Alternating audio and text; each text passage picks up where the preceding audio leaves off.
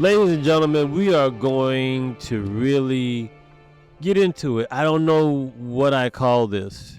It's a podcast, it's a journal, it's an artistic expression, it's visual documentation. But whatever it is, I want you to know that it is 2:45 a.m. and it is 51 degrees outside. I'm in Studio City. It's December 1st. And I'm recording an episode of Just Killing Time in front of a church. A church. I picked the church not because I'm a church going person, because I'm not. Born and raised in the South, forced to go to church against my will, religion thrust upon me. Then it's just that guilt of being black and from the South and not going to church. And it's like, you're not going to meet a woman, you're not going to meet a black woman in the South and not, you're not going to date a black woman in the South and not be involved in the church. They just say they're not having it. You got to love the Lord. Even if you don't love the Lord, you have to say you love the Lord because they don't want to be with you if you don't love the Lord. The last time I went to church was probably, not counting a funeral and not counting filming in a church, but going to like worship. I don't think I've been to church to worship in over 11 years. And when I did go 11 years ago, I didn't go because I wanted to. I went because I was in a relationship with someone who was a hypocrite, who was like nagging me about not going to church. So I went to church with somebody who wanted me to be on fire for the Lord. Somebody who wanted me to be excited about Jesus. Somebody who wanted me to join the choir. Somebody who wanted me to go to Bible study on Wednesdays and Tuesdays. And anytime the church was open, she wanted me to be there because she was going to be there or she wanted to be there. You have done a lot of dirt if you want to go to church every day. You have done a lot of dirt if you want to go to church every day. There's no amount of church that's going to get that stench of I've been whoring, I guess. But anyway, made me go to church with her. Made me feel bad if I didn't go to church. But the hypocrisy is very Christian, I guess. In love with the Lord, wanting to do right by Jesus, but want me to mash up the puss Monday through Saturday ferociously. Offering it to me. Why don't you want any? Get all you can. But then go to church Sunday and look all stuffed and stiffy and conservative. Yo, you convenient Christians are hilarious. Anyway, I am in front of this church, which I hope is a safe space. I'm in front of this church because I want to understand some things. And if you will please allow me to work through my thoughts with you, my attempt is to try to find something funny about it. My attempt is to find the humor in the hypocrisy. Like I want to tell you about, I went to Vegas last week. Thanksgiving weekend. That's how much of a life I have. I'm in Vegas doing shows Thanksgiving weekend. 14 shows, 2 each night. By Wednesday, I hated Vegas. But I mainly wanted to go to Vegas to go to Meow Wolf, which is this art exhibit that you have to go see if you ever go to Vegas. And I would love to tell you about it, and I'll probably tell you about it next week. And I know you're probably saying, why did you bring it up if you're not going to talk about it? But I just wanted to float it out there so you can know that it's coming. But the reason I can't get into it right now is because I don't have enough time, which is what today's episode is about. Not having enough, not being enough, not feeling like you are enough. It's Christmas time coming. That's pressure. Christmas is pressure for parents. Christmas is pressure for people in relationships. Christmas is pressure for aunts and uncles who want to be the good aunt and who wants to be the great uncle. And pressure is there for single parent moms and single parent dads and parents that have 4 and 5 kids. Like, it's pressure to celebrate Christmas, to provide toys, to provide clothes, to provide food, decorate a tree, get a tree, buy decorations, throw parties. It's pressure. And not everybody has enough to do all of that. Not everybody has enough money in this economy where we've been in, where there was a moment where everybody was in the house for fucking 2 years straight and did nothing except buy stuff with the money that the government gave us to live off of. You don't have enough. People still trying to get back on track. I don't even know where this country is financially. I know that we was in the house for 2.5 years. Money was bad. And then when things started to resume, Hollywood had a strike. That's 25% of, I think it's California's economy. Maybe the country's economy. I know it's a number out there where when Hollywood is not making money, a lot of people are not making money. I'm not going to bullshit you. This 51 degrees is on my ass right now. And I was thinking about moving to Michigan to live. But I'm in California right now, and this wind is abusing me. This wind is abusing me like a man with a Napoleon complex who gets mad that his girl had a good time and he decides to beat her because he's not happy that she's happy and he had nothing to do with it. And then he goes to jail, but then he gets out. And then he begs her to take him back.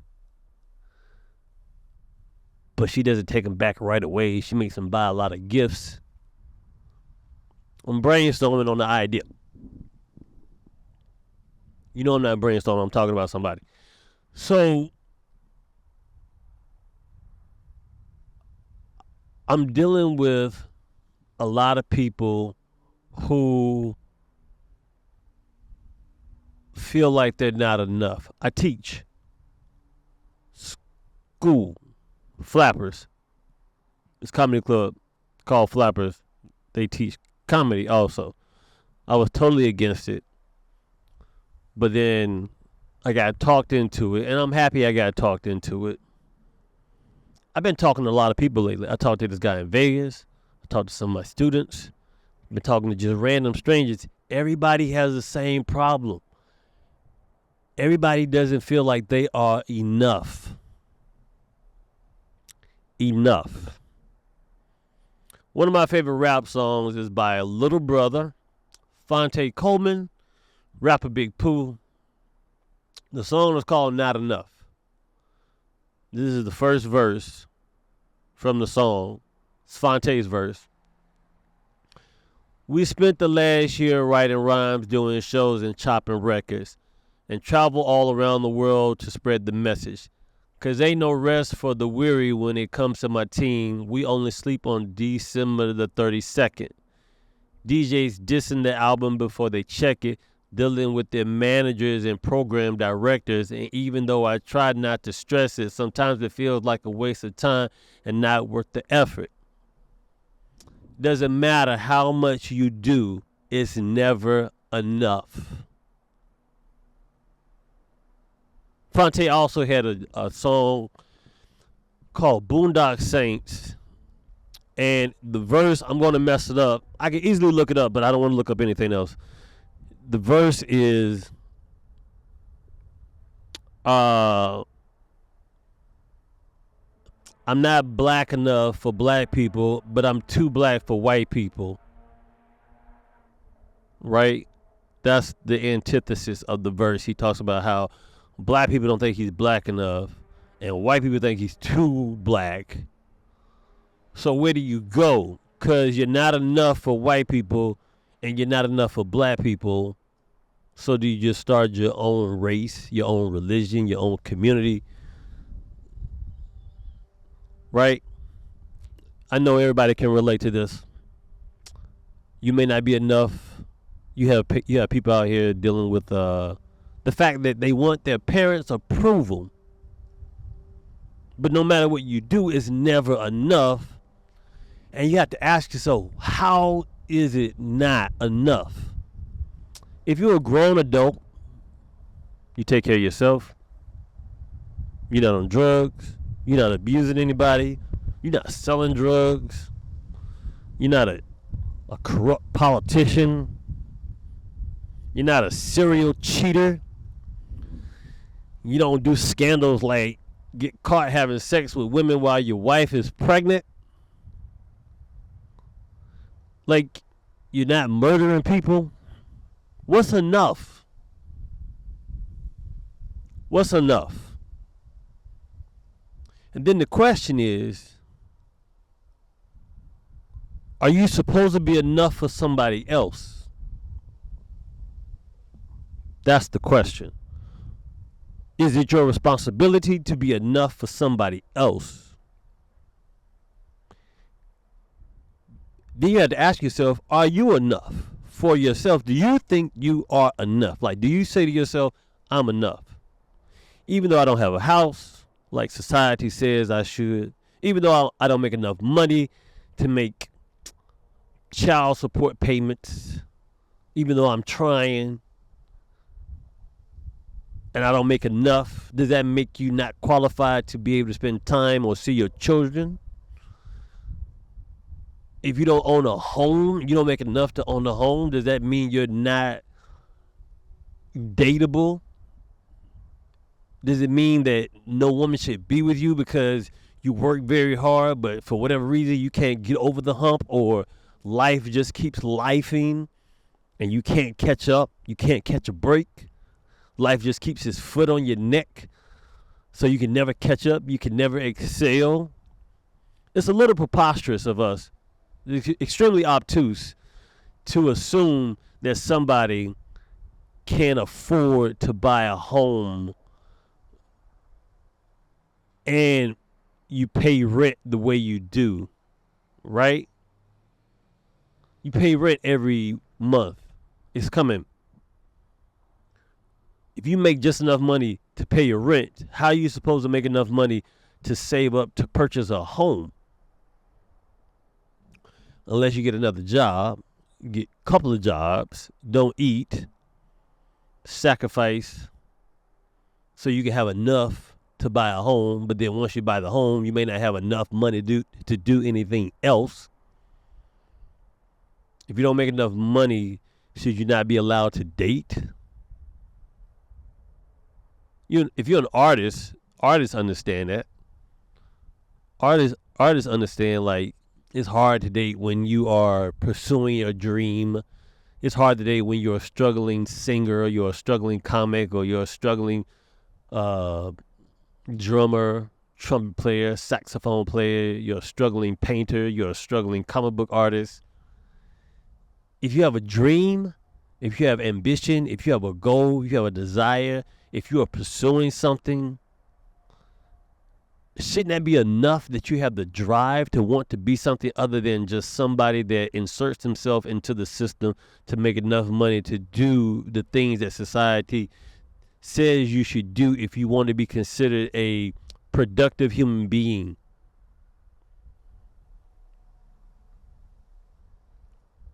If you don't make enough money,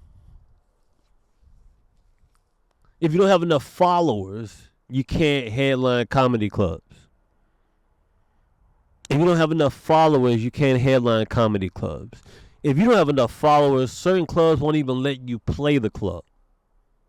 There are clubs that book you based upon how many followers you have. Even the clubs in LA are at that point where if you don't have a certain amount of followers, they're not booking you because they need people to come to the clubs. And they are thinking that if you have hundreds and hundreds and hundreds of thousands of followers, that when you post that you're going to be someplace, people are going to show up. I don't know why people are stupid, but it's like if I post every time I perform and people come out every time I perform and I do the same material every time somebody comes out, people are going to stop coming. But you don't have time to really go right because you're constantly performing. It's a vicious cycle. It's a vicious cycle. But the point is, what is enough? I was in a relationship. I've said it before. I'm saying it again. I'm using it as a callback. I've been in a relationship before where a woman told me she loved me, but that was not enough. You gotta understand. That concept alone blows my mind. I love you, but that's not enough for me to stay with you. I'm thinking once you get to the love portion of the meal, of the movie, of the relationship, everything else should be a cakewalk. Everything else should just be, it's whatever. Because I love you now.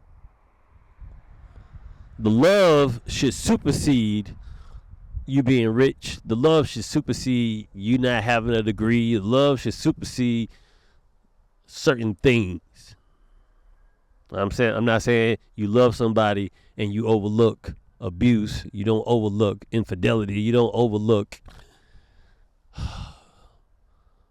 a groomer, a pedophile. I've seen too many situations like that. I know too many people who have had to accept or have made concessions for people who have done things like that. What is enough? Like for me, let's do career first. I'll do career as an example. I have a manager, but I don't have enough followers. And because I don't have enough followers, my talent is in question. Whether or not I am truly funny is in question, because if I'm really funny, I would have hundreds and hundreds and hundreds of thousands of followers. But because I don't have hundreds and hundreds and thousands of followers, the resources that are allocated to assisting me build my career are limited. The energy, the effort is limited because I don't have the followers. I'm not marketing myself. I'm not trying to sell this product like my life depends on it. And because I'm not doing that, people who want to profit off of me are questioning their product now because they're like, is it talented? I mean, I laugh when I see him. People laugh. I've seen people come up to him and see him and he not even performing, and they just tell him they think he's funny. But why doesn't he have more followers? I've had managers and agents tell me that my entire career. When Twitter first came out, a manager told me I should have 100,000 followers based upon how funny I am. I don't know what the fuck that mean, man. I believe I'm funny. I know I'm funny. I teach it. I've been doing this since I was 10 years old. I know what funny is. I just don't have a desire. I don't have the acronym. I don't want to have to sell it. I don't want to force stuff is forced on y'all. You don't even see it. You don't even realize it. Stuff is forced on you. I don't want to force anything on anybody. I'm like, look, I know what I can do. I'm gonna prepare it. I'm gonna present it to you. If you like it, boom. But I'm not about to jam it on you. I'm not about to force. I'm not about to do clips on the internet commentating on things that have already been commentated on by 100,000 other comics, personalities, random people just sitting in their car trying to get attention and likes and views so they don't have to go back into their job anymore, hoping that someone will buy a badge or say, why don't you start a Patreon page, or you should be a comic. I don't want to mass produce bullshit. This podcast every week is work because I refuse to just say, well, let me tell you, I'm not just going to bullshit you because I don't like to talk most of the time. So if I'm going to talk, I'm going to talk about something that I want to talk about. But if I don't create content to feed the algorithm to gain followers so people will come to a comedy club to see me perform, then my manager, my agent, they're not going to work for me. Because me being talented isn't enough. Me being funny and a superior joke writer is not enough. Me being smart is not enough. Me not being the typical black Def Jam comic, no disrespect, is not enough. It's got to be more. Start spinning your wheels. If people keep telling you you're not enough, you're never going to be happy with yourself. You have to put the mask on first. I'm using the analogy of plane going down, put your mask on first, then you help other people. You got to feel like you're enough before you can do anything. Honestly.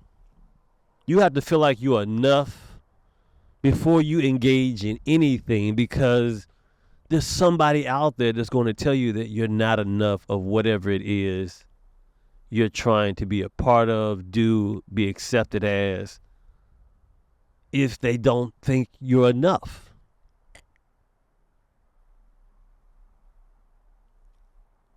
And that's just the fact. I don't sell enough tickets, so clubs don't book me. If you ask me why I don't travel, ask yourself this. If you're listening to this podcast or you're watching this, I either entertain you, I educate you, or I inspire you. It's one of the three. Or you're waiting on me to have a meltdown, and that's not going to happen. If I was going to do a meltdown, that would happen a long time ago. But you're here because of one of those three things. I don't know what else to do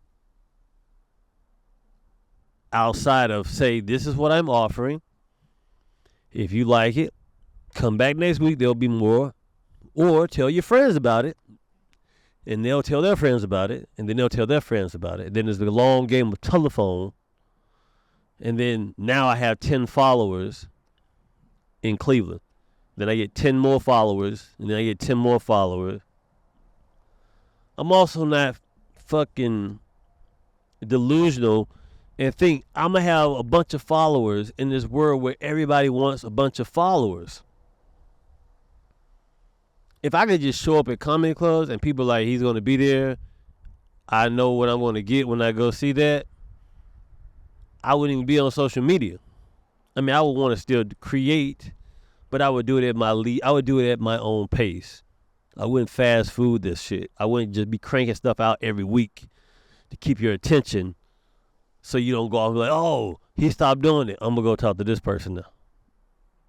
Because no matter what I do, it's not enough. It's not enough to keep your attention. It's not enough to keep you loyal. It's not enough for you not to go off and find somebody else. It's not enough to make sure I guess I don't do enough for people to say, I'm going to share this with people. I'm going to let people know about this person that I really would like to see travel more, do more clubs, come to my city. I don't want to only see him on YouTube or Instagram or TikTok. I would like to see him in person. But I don't know. I guess I'm not doing enough. Or maybe I'm not begging enough. Maybe I'm not desperate enough. Maybe I'm not disconnected enough from myself to be like, I don't know, man. I'm just trying to get some attention. I just want people to like me. Not enough. That's the problem. Trying to be enough in a world where, how are you going to be enough in a world where life is changing faster than an AI robot with an algorithm that allows it to adjust on the fly, like Ultron or the Anomaly in The Dead Reckoning and Mission Impossible? Enough rules our lives. It does. Because you ask yourself, am I strong? Yes, I'm strong. Am I strong enough? I don't know. Am I strong enough to fight Shaq? No. Am I strong enough to slap around somebody I would really like to slap around? Yes. Am I strong every day? No. And the word strong can mean something. Strong physically? Not every day. Am I strong mentally? Not every day. Am I strong emotionally? Not every day. Am I strong spiritually? Not at all. I think I'm strong enough to still be here. I'm strong enough not to give up. I'm strong enough to not allow somebody to break me. I'm strong enough to not allow somebody to manipulate and turn people against me that I love. I'm strong enough for that.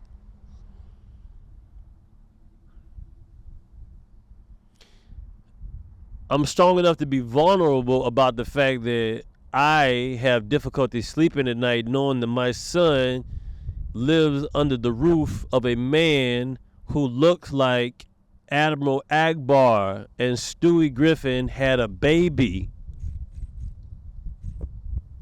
that's being choked constantly.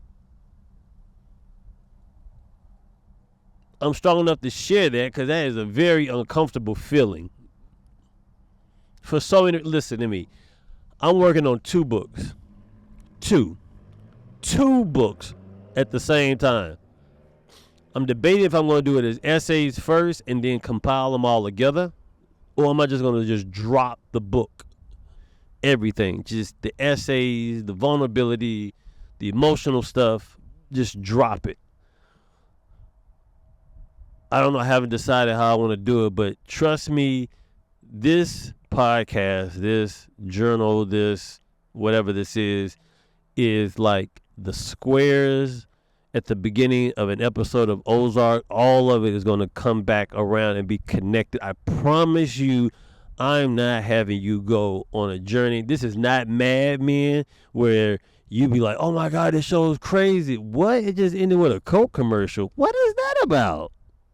It's not going to end like that. It's a journey. I'm building something huge, and I'm doing a lot by myself, and I'm doing a lot on my own, and I'm doing a lot every day, and I'm trying to do as much as I can because I want to be able for someone to say I'm enough to be able to spend time with my kids, or that I'm enough to be able to headline comedy clubs again. I'm enough for my manager to be like, oh, he's got followers now. Now I can really put some work in. Enough. Make enough money to not live in the apartment that I currently live in. I want to make enough money to not live in that shit. I chose the church because maybe I don't believe enough in a God, prayer. You know my problem is with prayer and God and religion. I know a lot of people that use religion conveniently. I know a dude who looks like a religious Rick Ross with a beard, professes to be extremely intelligent and a religious person, God-fearing. Parents was ministers and everything. God. But do God-awful bullshit.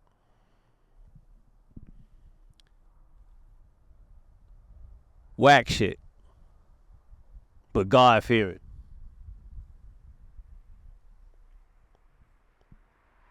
It's a game.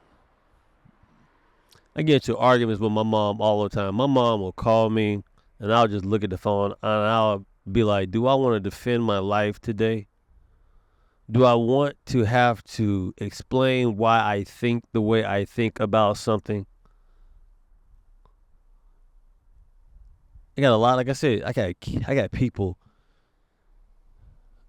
that come up to me all the time and say, oh, God, I'm just not, whatever I do is not enough for my mom. Whatever I do is not enough for my dad. And whatever I do is not enough for my wife. Whatever I do is not enough for my boyfriend. Whatever I do is not enough for my husband. Whatever I do is not enough for my kids. Whatever I do is not enough for my boss. Whatever I do is not enough for my manager to call me back. Whatever I do is not enough for my agents to send me out. Whatever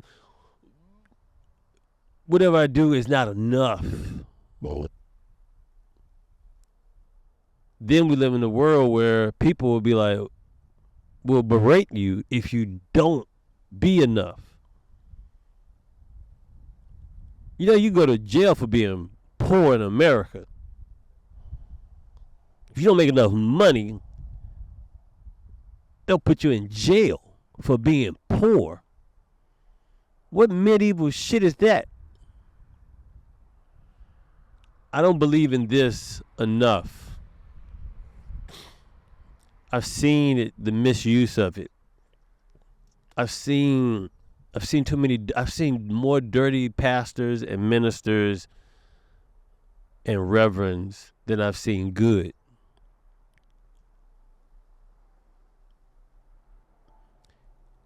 And, you know, you pray, you're taught to pray. If you're, especially from the South, you're taught to pray. I've been praying since I was here. When I say here, I've been praying ever since my parents told me to put my hands together, and they gave me a prayer to say before I went to sleep. I've been praying ever since I was able to formulate words together to ask somebody that is here for help, for love, for enough. For enough. And it's never enough. Ever enough. Not black enough. Not tall enough. Not strong enough.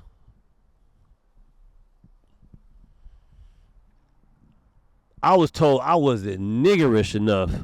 I went to audition for a show. Black Box, I believe it was. Whatever it was, but I was like, they gave me the like, you're not black enough, because it was something they asked me and I didn't know nothing about it.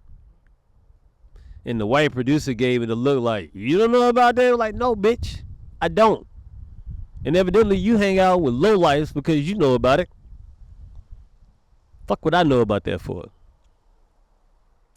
Anyway, got a whole thing I want to do on enough. I want to examine it and break it apart. If you have a situation where you're dealing with not being enough, if you're dealing with always constantly not feeling like you have enough, you don't feel like you're enough, you don't feel loved enough, you're not strong enough, you're not beautiful enough, you're not smart enough, whatever your enough is, share it with me. I'll talk about it here, not you, but I'll talk about the thing that you feel like you're not enough for. We can examine it, pull it apart, dissect it, see what we can make of it. Why not? I have enough time to figure out. I have enough time to talk about it until I figure out how I can do what I need to do to gain enough followers so I can do these one-man shows, so people who can't do what I can do will work for me so they can make money off of me, because that's the system. That's the game. That's the trick. I would like enough people to like this podcast. I would like enough people to share the podcast. I would like enough people to retweet the podcast. I would like enough people to email to the podcast at jktpodcast@gmail.com. jktpodcast@gmail.com.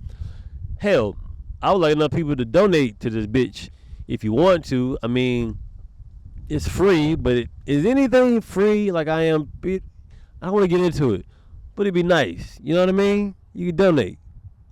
Drop some cash or something. Yo, I'm outside at 3:20 a.m. right now.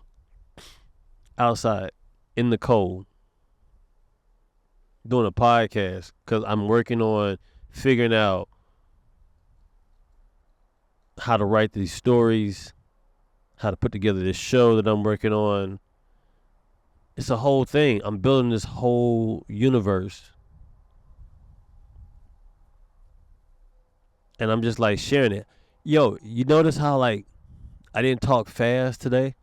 Like some days I think I talk too fast. I go on a tangent for like 30 minutes straight and then wake up out of my trance. I'm very awake. It's cold. It's dark. I'm in front of a church. I'm black. It's Studio City. It's late. A cop could just shoot me because I gotta find my dog something that will fill him up enough. My dog farted the other day. There was no sound. I just was like, I looked down to see if he was dead, because only something that's dead should smell like whatever that was that came out of his ass. But I believe that he smells like that because for the first time ever when I was in Vegas, he stole pizza off the coffee table and it tore his stomach up. But he's not smart enough not to do it again. He's going to take food again if I turn my back, because he's getting older and bolder. But that shit that came out of his stomach the other day, that shit smelled like what I imagined Admiral Akbar and Stewie's baby breath smell like. The year the dragon is coming up. That's my year. It's gonna be it. I'm coming. It's gonna be a problem. It's dragon season. It's dragon season. Anyway, I'm done talking. It's cold. I hope y'all appreciate this shit. I hope y'all enjoy this. Talk to me. You know, I hope this was enough for you.